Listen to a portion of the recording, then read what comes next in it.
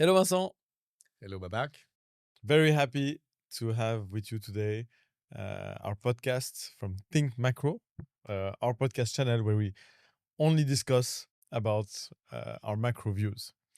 Today, the topic is American exceptionalism in question. Now, could we start with a definition of what is American exceptionalism and what has been the historical milestone of that? Yes, indeed, we are experiencing now a major change of 4 decades of a model that has been developed more in the US than anywhere else. US exception, it's about these 3 decades of superior growth in the US compared to any other developed market. So how did the US achieve that? In the 80s, like in most developed countries, you just go for the liberal model. So you fight inflation, you cut taxes, you open up trade, and in that sense, you support private investment. That is the case in the US, but at this stage, there's no such thing as an exception. All countries did that. The exception comes in the next decade, in the 90s, when in the US, more than in any other country, you open up the country up to labor, so immigration. You have cheap labor joining the economy. You also have educated labor attracted by the model, students, engineers coming and supporting growth in the country. And you also open up markets, financial markets. So you provide investors, households, people with a tool to invest, in that sense, support innovation, and with all the positive implications on productivity, but also getting the reward of that, of their investment. And you start a positive loop that ends up with some supportive wealth effect for the participants. And that's how, in pushing that liberal model more than others, you have more productivity, more labor in the economy, and you end up with, in the end, more structural growth in the US. Okay, so you have more consumption, more growth, but can you have excess in this model and speculative, for example, investments?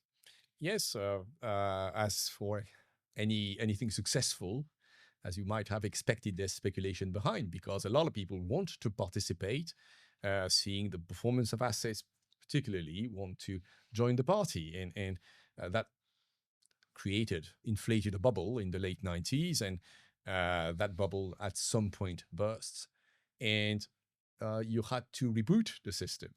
So the cost of this approach, of this ultimate liberal model that was developed in the US, is that you need to refuel it regularly.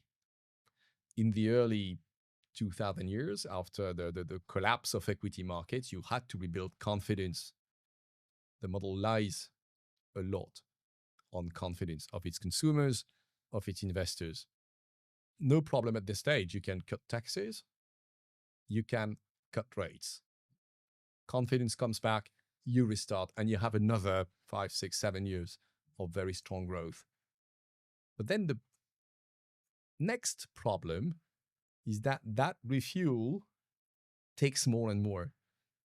Every time you have a confidence shock, the drug you need to inject to fight the disease or the loss of confidence is bigger. You have less effect, you need to inject more. So at the next crisis in 08, it was a lot more systemic. It was not enough to cut rates, not enough to cut taxes. So you had to bail out banks, and you had to go for new types of policies with QE.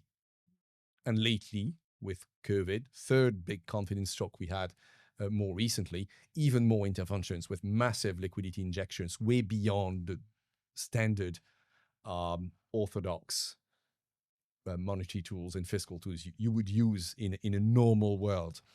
So the bottom line is that you need more drug, more injections to refuel the system, to reboot the confidence whenever it faces a shock. If you think of some measure of that in 2000, early 2000, debt to GDP increased only by a few percentage points. In 08, that was in excess of 20% over just 2 years. COVID, more than 20%, but just 1 year. You can get that notion I of understand more cost, more injections required to reboot the system. So on one hand, you have to put those injections, fiscal, monetary policy, to maintain this confidence. On the other hand, the more you put those injections, the more you need those policies, but the less is the effect. But can you do that indefinitely? Well, in theory, yes. The problem is that at some point, there's a nasty poison that appears in the system. For 3 decades, we just had no inflation whatsoever. With the latest injections, inflation came back in 2022. And that's a double problem. It's a problem for the Fed with the monetary policy. Of course, you have a dual mandate for 3 decades. You could just intervene and cut rates at every confidence shock, focusing on growth. No need to take care of inflation. Now you have to cover the other side of the mandate as well, meaning that in practice, as a central banker, you just cannot act so forcefully immediately at the very first stage of the shock. You have to wait and make sure that inflation is under control before you really act. So what we can expect from the Fed from now on is probably a more cautious approach, which they have already voiced in their communication. But that's not the only problem. There's also a problem on the fiscal side. Inflation, now, it's a recent issue, but now also blocks, to a large extent, any fiscal policy in the US. Could you, because I understand that when the devil is out of the bottle, inflation, on the monetary side, I think it's straightforward. We can understand that the Fed is going to have less leeway, less options. But could you detail now what's the impact on the fiscal side? Yeah, it's a bit more subtle there because there's no direct impact. The problem is markets, how investors react. The problem with inflation is when you are at these current levels, 2 to 3%, you're in a dangerous area. You can easily slip and you can lose control. Now, considering the deficit you have in the US, particularly on the fiscal side, the government deficit in the US now, whenever they want to go at these levels for more fiscal stimulus, now the market says no. That is the big difference. Back 2-3 years ago, when you had these fiscal injections with the Biden administration, the market accepted them because rate had been taken up. Inflation was perceived as being about to be controlled. No problem. You have a direct economic impact. Today, the market disagrees with this and investors consider that we are on the verge of losing control on inflation and potentially on debt refinancing in the US. So whenever you stimulate the economy with a looser policy, the yield curve steepens, with investors saying, I need more of a premium to lend you money over the medium to long term. So what you gain on the one side with stimulation, you easily lose on the other with higher long-term rates, which, of course, impact the consumer and potentially impact the equity market. We know is important for US households as well. Yeah, it's clear that it impacts everyone, from investors to the consumer, for example, on his mortgage. But if we come back on this, not loss of confidence, but this less confidence, so you want to be paid more. You have in front what the government has put in place, reduction of the deficit, and also the big beautiful bill act. Don't you think that those measures could mitigate the expenses of the government and the deficit. But the big beautiful bill is definitely at stake here. It's whatever is decided there. It may be challenged by investors and the market. So there's what the new administration would like to do. The big difference with the previous instances is that they've got a lot less leeway and investors are ready to accept a lot less from them because we've reached the limit of the deficits in the US and debt on GDP sustainability. So they're going to bump immediately into what investors are ready to accept. That's the big change. That's where inflation completely changes the game, not just for the Fed, also for the government today. Foreign investors that are big holders of US Treasuries, they're just not ready anymore to accept a low, even a negative term premium we had for some time. They need to be paid more, and we also could question the behavior of equity markets in such contexts. Of course, equity markets are not too happy when financing costs increase. So long-term rates also matter for equities, long-term investment, and potentially the return US households get on their savings. Okay, so if we zoom out 2 seconds, we understand that the fact that we are at a stage where we need much more fiscal and monetary to have an effect on one hand, and on the other hand, that now we have a game changer in the equation, which is the inflation. This is what put all this US exceptionalism in question. But how is that on the market we can see the resilience of the equity market, for example, in the US? We don't talk about market here during our podcast. We are But really even they focused on. are important because they play a role, particularly in the US, of course. But yeah, Yeah, so we can see this resilience of the market despite the sticky inflation for years now. yes, indeed. At this stage, the US economy is just in a fragile situation. Well, you can keep that going for some time. Uh, yes, the Fed is more handcuffed now than it was in the past. Yes, this is also the case for the government. But as long as it goes, you can continue. As long as confidence is there, you can keep it going. No, the problem is you are now in a much more fragile situation where the loss of leeway for the Fed, or at least is it delayed? You have to wait and make sure inflation is under control. It's a lot more constrained on the fiscal side. You could also argue there's a lot less buffer in terms of excess savings in the US. A lot of savings have been spent lately. You know, this confidence is really there. So Americans, unlike many other countries, most other countries, spent all the savings accumulated over the COVID period a lot more than others. So there's not much of a buffer there. Equity markets have a very limited potential from here. They're really expensive. I'm not saying that they can't continue to go up, but of course the pace, the speed at which they appreciate is a lot more limited by their valuation. So you've got starting conditions that are more exposed to a shock. It goes, but it's more unstable. And there you have the new administration saying, I want to change the whole model. That's what the new administration has announced. They would like to rebalance world trade. And that alone is a major shock. So you're shocking something that is already quite exposed, quite fragile. This is where we can call it the end of the US exception. There's a notion of willingness there to just rebalance it.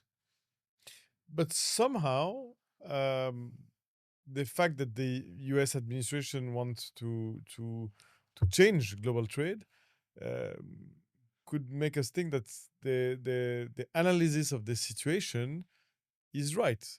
because your view and the view of H2O Asset Management is that okay, we're not gonna have in America great again, or an American economy great again for years.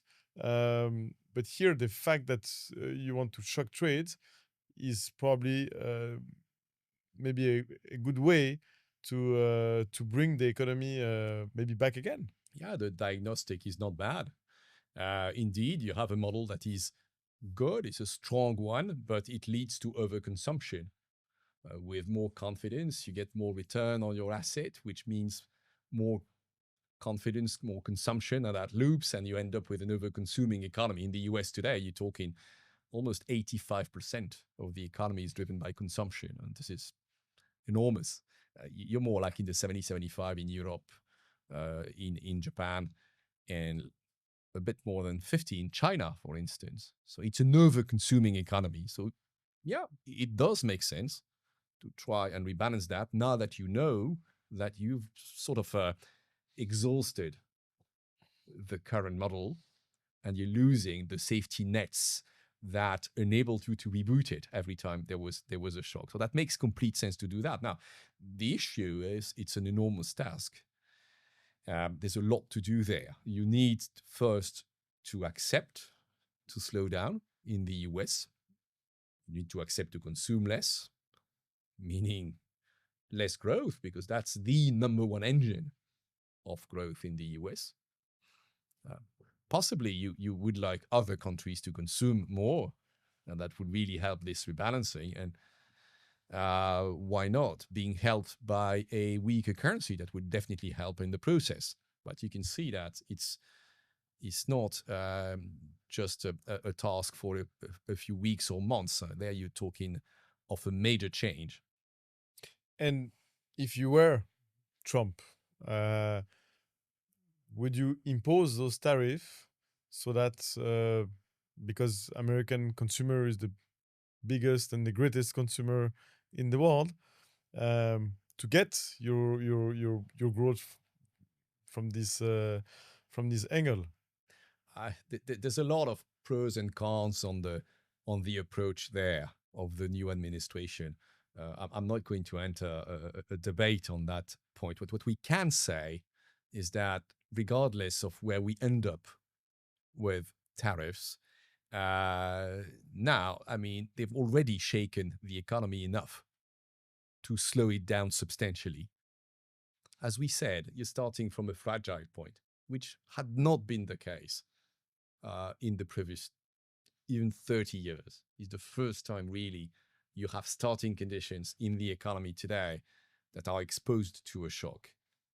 And with just what was already, this is already in the cake, and we're saying the 10% across the board that are going to stay. And we could call them the ideological part of tariffs in the US. Whatever the result of negotiations, you're going to end up with at least these 10% and a few more on some sectors that are targeted by the US administration. That means, in any case, a major increase of tariffs. That means, in any case, a big tax on the US consumer or on corporates. It could be adjusted by both. You're talking some in the vicinity of $500 billion there. Could be a bit less, a bit more, depending on where we land. But that's big. That's in the region of 1.5% of GDP, and that's going to happen now as a tax on the consumer. So you will have a substantial impact on the economy. You could add to this the immigration that has been also taken down a lot lately after 2 years of strong immigration as a catch-up of COVID. That was very supportive for growth. Now it's come to a halt, and you have an economy that is receiving a lot less labor from neighboring countries. That's drag on growth. We could mention government cuts with the Doge program of Elon Musk. Same thing. That's a drag on growth, at least locally, even if now they spend more and they can maybe reverse that and backpedal a bit on that side. That's also a cost. And we should never forget as well uncertainty.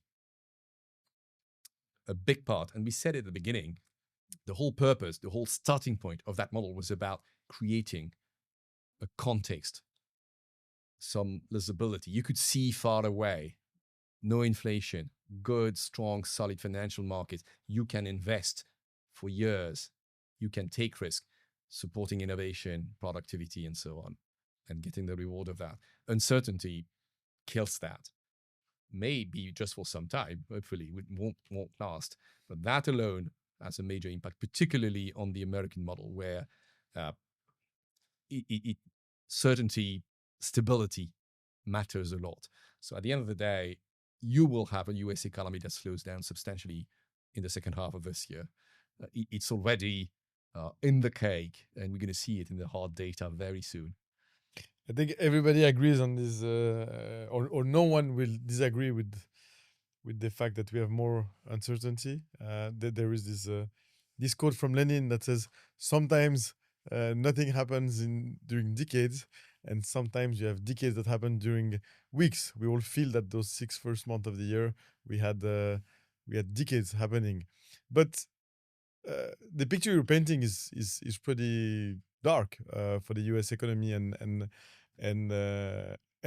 probably de facto on the market. But what can the administration do in this environment to mitigate this economy, which is going to have difficulties to continue to perform at the level it had performed? Yeah, I wouldn't say dark. I mean, the US is still a big and strong economy and has got many ways to absorb the shock, but it's going to slow down for sure. Now, what can the US administration do? I'd say not much because of what we said. I mean, the tools are just today not really available because of inflation. Plus, they've decidedly they've decided to move towards that rebalancing of the model itself, so that they've chosen that route. So whatever the communication around it, they've sort of accepted that rebalancing with all the slowdown that comes with it. So in that sense, there's not much really they can do, and there's probably not much they are really willing to do. In any case, there's not much the market will accept as long as it comes from more spending, which is now impossible, will not be accepted by investors in the US. What about the currency? When you have the global reserve currency, isn't that one of those features that can help you to go out of such situation? Yeah, we may say whether they like it or not, the US economy is going to slow down. Okay.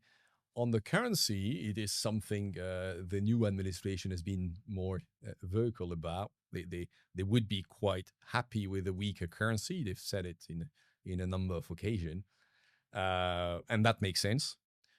Now, it should happen. It should continue to happen. We've seen that, year to date, we had a bit of a weakness of the US dollar. It should continue for a number of reasons. First, because at some point, as soon as inflation is deemed under control, the Fed should start cutting rates to accompany this slowdown in a lot less proactive way than in the past. But yet, that's rate cuts in the making. And on the other side, investors also there are themselves questioning the superiority of the US economy. And for them, investors hold a lot of US assets, not just local investors, foreign investors. The world is exposed to US assets, equities, bonds, and the dollar with it. And these investors today are asking the question, should I reallocate? And that's a legitimate question because of all we just said. It's reached its limits. You can expect probably less return on your equity investment in the US in the future, more challenge on your bond investment because of debt refinancing questions.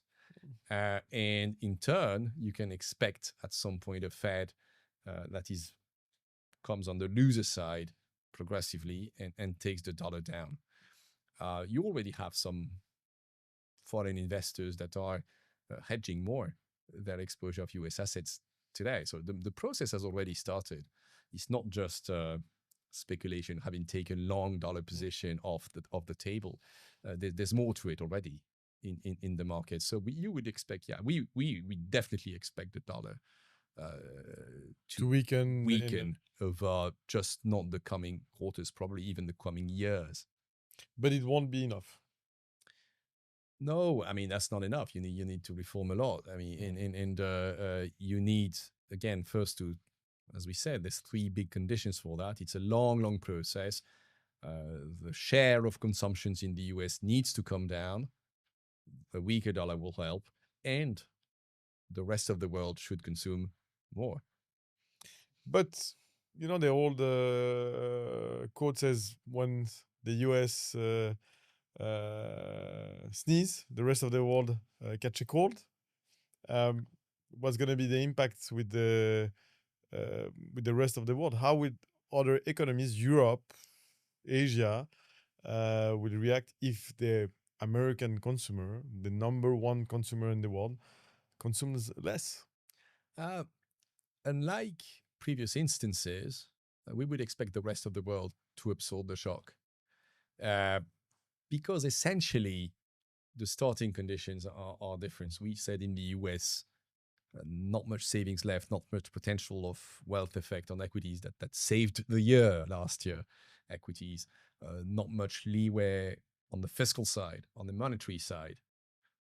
All these factors, these sources of support, are alive and well in many places elsewhere.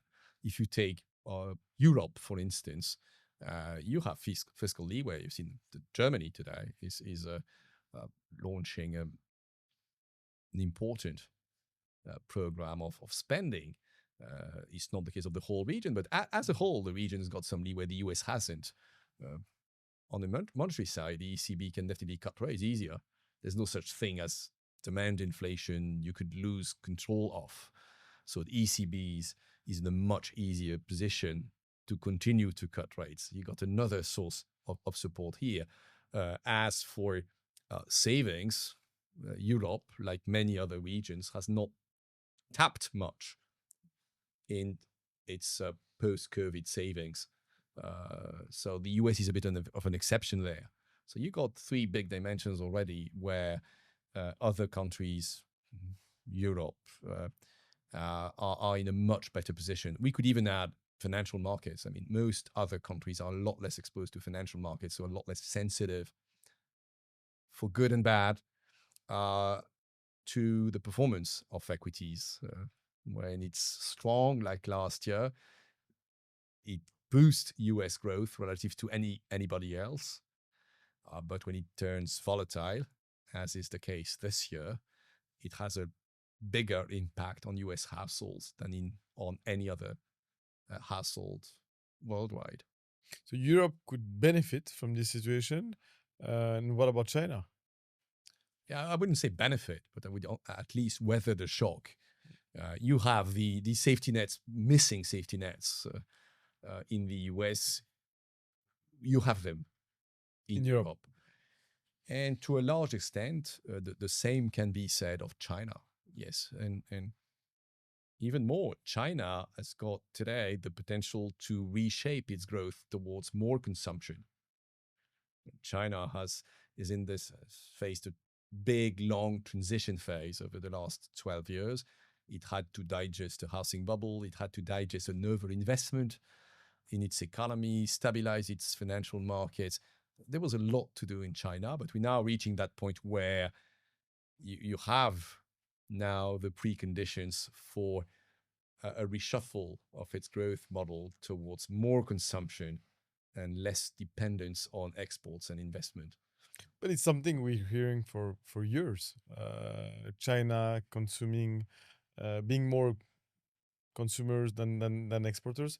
What has changed now? What is the catalyst that makes H2 believe that it's now that it's gonna happen?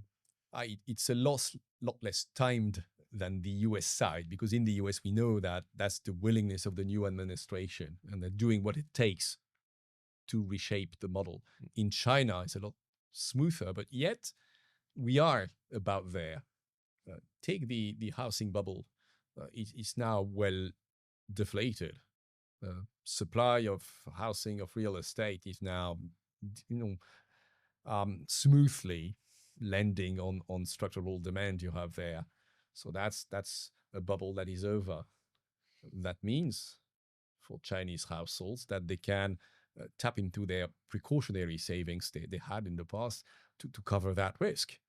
That there's no need for them to keep these savings against a potential problem on real estate. Bear in mind that in China, unlike the US, savings are big. The Chinese people have spent in excess of 40% every year of their revenues, which is not abnormal in an emerging market. You have a lot of precautions to take. There's a lot of things that are just not available, and you are in a riskier situation. So you can understand that. But now that still makes it of a lot of big pent-up demand in China, with a lot of accumulated savings in the economy that are now ready to be spent. Now, do you need to keep that rate of savings when there's no more housing bubble? Probably not. You can take that number down. Do you need to keep that amount of saving when social security, education are improving? They are improving pretty fast in China. And now you don't need that much precaution against the risk of not finding a high-level job or health risks. That also is supportive for more consumption in China in the coming years. We're talking years here, but it's about now. That transition is about over in China. And there's two more elements that tell us we are at that moment, plus or minus, a couple of quarters in China. The first one is that the population now, it's aging, and that's an issue for potential growth in China. And definitely potential growth in China is coming down. But it's also, this workforce is now retiring. And that's, the dependency ratio, if you look at China, is now about to rise, or has started to rise again. And that's more spending. When you retire, you spend more and you save less. So that's another source of reshuffling and more consumption. And last, markets. We should never forget the importance of the tools to deploy investment. That's what the Americans did in the 1890s better than anybody else. They developed financial markets. They made them more liquid, more stable, more attractive than any other market. That attracts investments. The Chinese have done the same. They've spent 12 years to build a deep and liquid yield curve that is now used actually all across the region, even by neighboring countries, at the expense of equities, where they've been, regulating more to secure a number of assets, making more creditworthy. All these reforms in China that took years are now in place and make it for a much more stable financial market. And what are they doing now? Now they're favoring investments. Now they are pushing people to invest in equities, and on the other side, have programs that favor innovation in technology in a number of sectors they consider as strategic, with all the incentives to make it rewarding for the investor. Higher dividend payment, pension fund incentives, that sort of things that basically make it for more capital market access and more reward you get as an investor when you participate in that innovation effort you have in China. That's a very positive loop that will participate as well in that transition toward more consumption. And if you think of numbers, wealth, and the performance of assets has a big contribution on US household spending, a lot more than in any other countries. In China, unsurprisingly, it's very small. Chinese authorities are really working on means to increase that and favors that. So you have many planets that are aligned today. On top of that, or maybe one of the reasons that those planets are aligned, there's a strong political will to have this shift from exporters to consumers. Yes, indeed, definitely. And that means you can weather the storm, any shock coming from the US, depending on the results of the current negotiations. But there's more to it. Really, regardless of the results of that, China is definitely about to move towards a more consumption-driven model. Doesn't mean more growth. It's definitely coming to more like developed market standards, but it's a different shape of growth, different model. We will conclude in few minutes, but just what you said here. For you, China, is it one country that has a specificity in this environment to grow? Can we talk about Chinese exceptionalism, or is it one country among others that could benefit or be less harmed by this US exceptionalism, which is in question today, and that can benefit from that, such as maybe India and Europe? You mentioned a few. There's definitely some Chinese specificities, of course, but there's a common part that a lot of countries share. Fiscal leeway, the US doesn't have. Many other countries have. Monetary leeway, because it's hard to find another country outside of the US that really risks losing control on inflation. So there's a lot more leeway there for central banks.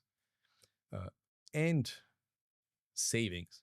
People in most countries worldwide have accumulated a lot of savings they haven't spent yet.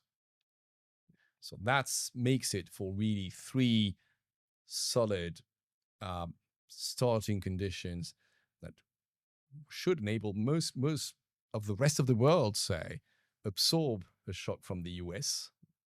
And with the right reforms, with the right incentives, why not? Outgrow the US, as we described, is possible for China in the coming years. And why not in Europe if the right decisions are made? You have over 30 years of experience. You've seen many different macro environments, macro shifts.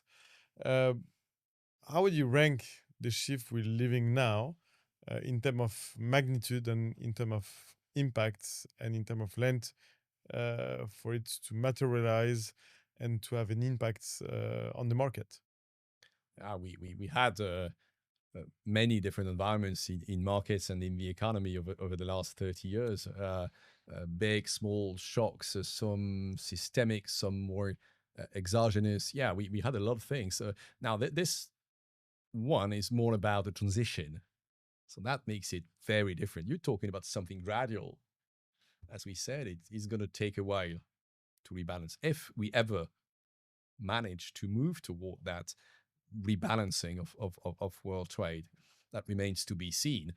But it's a strong force, really strong force that will drive economies and markets for not just the coming quarters, probably in the next years, if not decades. So the impacts on asset allocation, portfolio positioning can be will be very important. I think we're gonna close here today. Thank you. And if you want to have more information about how we translate those macro views into positions and into portfolios, please contact the sales team of H2O Asset Management. You can find their contact details per region or per country on our website www.h2o-am.com.